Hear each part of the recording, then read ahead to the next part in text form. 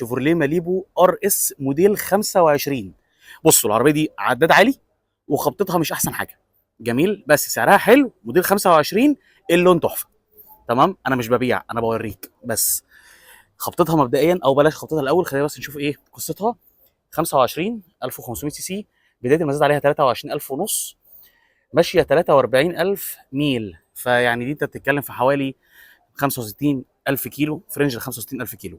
بس خبطتها في الحته دي فيعني مش احسن، مش الطف حاجه، ولكن اللون بتاع العربيه تحفه، حرفيا اللون الازرق عليها تحفه. تعالوا كده بصوا على العربيه، الجنط بتاعها، العربيه مفيش حاجه تانية مبدئيا. عندك طبعا السبويلر، العلامه وكلمه ماليبو من اللون الاسود، وكلمه الار اس تحفه. الاكزوست الفيك ده بس شكله حلو جدا. الفرش بتاعها قماش طبعا، مش فاتحه اي ارباجات خالص اهي. عندك بقى الكراسي للكهرباء، عندك اللان اسيست والمنع التصادم هم.